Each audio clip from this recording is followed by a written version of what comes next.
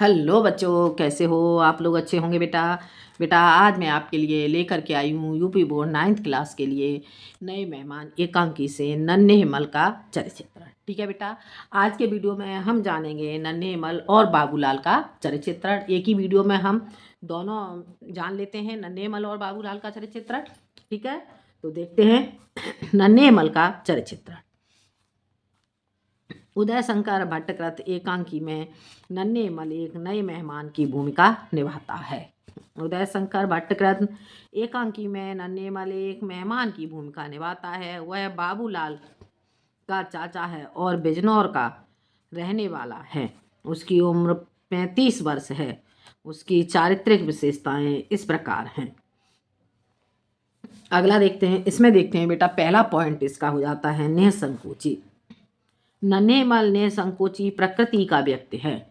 नन्हे हिमल निसंकोची प्रकृति का व्यक्ति है। वह विश्वनाथ को भली भांति नहीं जानता, किंतु फिर भी उसके घर में प्रवेश करने के बाद बिना किसी संकोच के अधिकार पूर्वक ठंडा पानी, भोजन और स्नान की व्यवस्था करने के लिए कहने लगता है।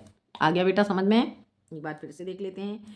नन्हे हिमल निसंकोची प्रकृति का व्यक्ति है। वह विश्वनाथ को भली भांति नहीं जानता, ठीक है, किंतु फिर भी उसके घर में प्रवेश करने के बाद बिना किसी संकोच के अधिकार पूर्वक ठंडा पानी, भोजन और स्नान की व्यवस्था करने के लिए कहने लगता है। ठीक है बेटा, आगे समझ में? अगला पॉइंट इसका देख लेते हैं बेटा। अगला पॉइंट इसका हो जाता है बाचाल। ठीक है, बाचाल। नन्हे हिमल बाचाल प्रकृति का पुरुष है। विश्वनाथ के घर आने के उपरांत वह उसके प्रश्नों का उचित जवाब न देकर व्यर्थ की बातें करने लगता है। नन्हे हिमल बाचाल प्रकृति का पुरुष है। विश्वनाथ के घर आने के उपरांत वह उसके प्रश्नों का उचित जवाब न देकर व्यर्थ की बातें करने लगता है। अगला हो जाता है अशिष्ट। ठीक है, नन्हे हिमल कैसा है? अशिष्ट, अशिष्टतापूर्वक व्यवहार। नन्हे हिमल में अशिष्टता का भाव भी विद्यमान है। वह विश्वनाथ के छोटे घर की समस्या के जानते हुए भी अपनी फरमाइशें व्यक्त करता है। ठीक है, नन्हे हिमल में अशिष्टता का भाव भी विद्यमान है। वह विश्वनाथ के छोटे घर की समस्या को जानते हुए भी अपनी फरमाइशें व्यक्त करता है और न चाहते हुए भी विश्वनाथ के लिए अनेक कठिनाइयां उत्पन्न करता है। ठीक है बेटा, समझ आ गया? और अगला पॉइंट हो जाता है बेटा इसका निष्कर्ष। निष्कर्षतः कहा जा सकता है कि नन्हे हिमल का चरित्र निसंकोची, बाचाल एवं अशिष्टता आदि भावों से भरा पड़ा है। ठीक है बेटा, तो ये था आपका नए मेहमान एकांकी से नन्हे हिमल का चरित्र। ठीक है, अब हम जानते हैं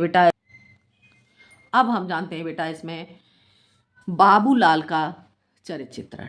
ठीक है बेटा, तो हम देख लेते हैं अब बाबूलाल का चरित्र। बाबूलाल का चरित्र। उदय शंकर भट्टकृत नए मेहमान एकांकी में बाबूलाल 24 वर्षीय ग्रामीण युवक है।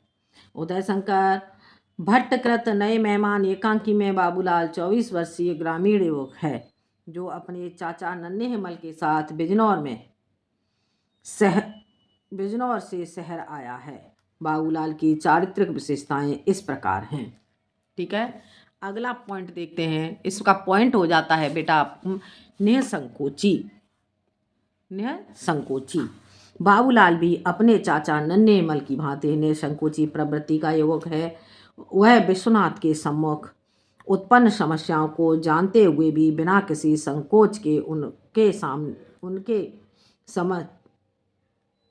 समक्ष अपनी विभिन्न प्रकार की इच्छाएं प्रकट करता है। उनके समक्ष, इसमें बेटा लिखेंगे उनके समक्ष। ठीक है, यहाँ आप इसे ठीक कर लेते हैं। यहाँ पर जो गलत हो गया इसे सही कर लेते हैं बेटा। समक्ष ये हो जाता है आपका बेटा समक्ष।